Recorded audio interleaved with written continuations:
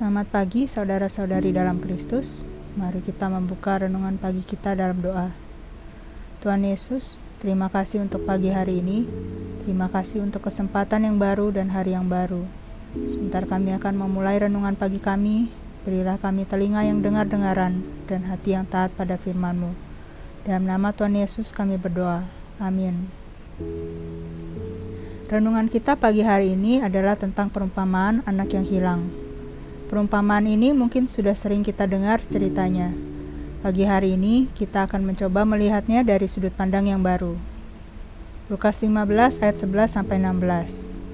Yesus berkata lagi, ada seorang mempunyai 2 anak laki-laki. Kata yang bungsu kepada ayahnya, "Bapa, berikanlah padaku bagian harta milik kita yang menjadi hakku." Lalu ayahnya membagi-bagikan harta kekayaan itu di antara mereka. Beberapa hari kemudian, anak bungsu itu menjual seluruh bagiannya itu, lalu pergi ke negeri yang jauh.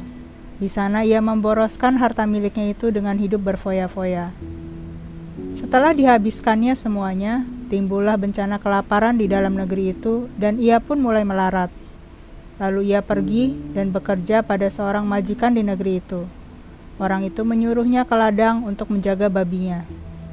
Lalu ia ingin mengisi perutnya dengan ampas yang menjadi makanan babi itu, tetapi tidak seorang pun yang memberikannya kepadanya.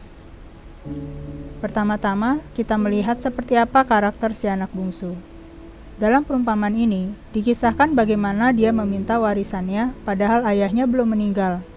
Tampak keterlaluan, bukan? Namun bukan hanya itu saja. Harta yang diberikan pun tidak digunakan dengan bijaksana. Dia menggunakannya untuk berfoya-foya hingga akhirnya hidupnya melarat. Dia yang tadinya hidup mewah, makan makanan enak dan mahal, kini bekerja di kandang babi dan makan makanan babi. Lukas 15 ayat 17-19. Lalu ia menyadari keadaannya. Katanya, "Betapa banyaknya orang upahan Bapakku yang berlimpah-limpah makanannya, tetapi aku di sini mati kelaparan. Aku akan bangkit dan pergi kepada Bapakku dan berkata kepadanya, Bapa, aku telah berdosa terhadap sorga dan terhadap Bapa. Aku tidak layak lagi disebutkan anak Bapa. Jadikanlah aku sebagai salah seorang upahan Bapa."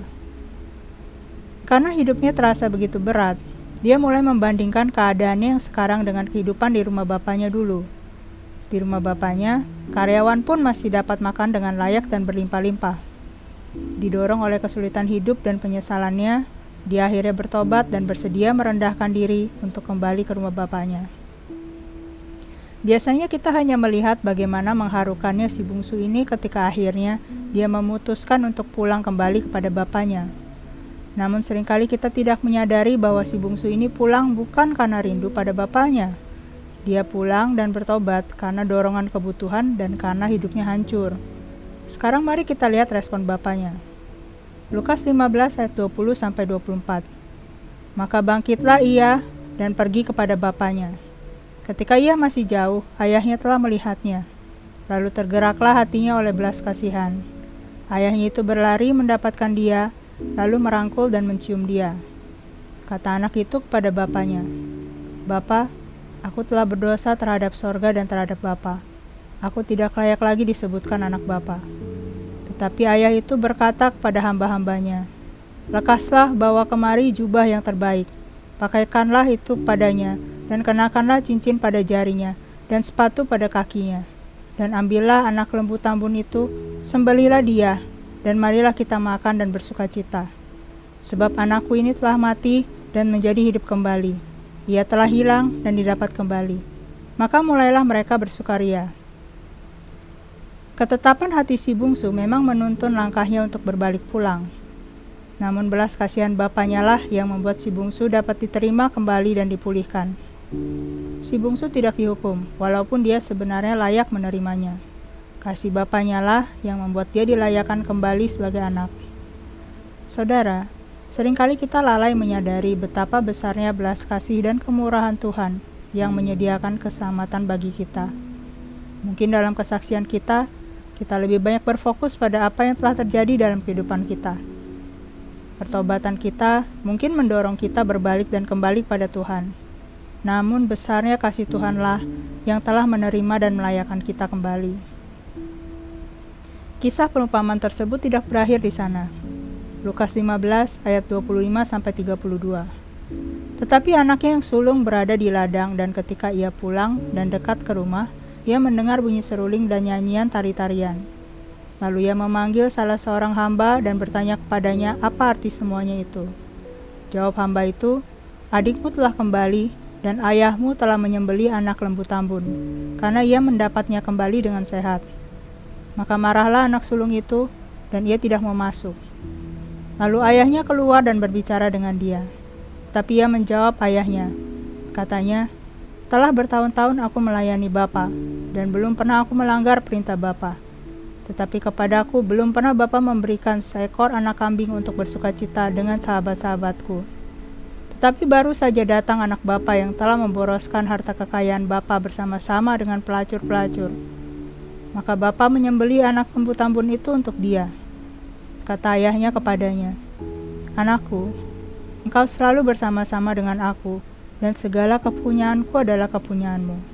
Kita patut bersukacita dan bergembira, karena adikmu telah mati dan menjadi hidup kembali. Ia telah hilang dan didapat kembali." Sedihnya, bukan hanya si bungsu yang tidak menghargai betapa berharganya hubungan anak dengan bapaknya. Si sulung sekalipun lebih peduli dengan betapa baik upaya pekerjaannya dan kesetiaannya kepada sang bapa. Dia mungkin selalu bersama-sama dengan bapaknya, namun dia hanya sibuk bekerja melayani bapaknya tanpa memahami isi hati bapaknya. Saudara, mungkin kita bukan seperti si bungsu yang pergi meninggalkan bapaknya dan membenamkan diri hidup dalam kedagingan. Namun bisa jadi kita seperti si sulung. Kita mungkin rajin beribadah, rajin pelayanan, namun kita lebih mementingkan performa kerja kita ketimbang hubungan kita dengan Tuhan.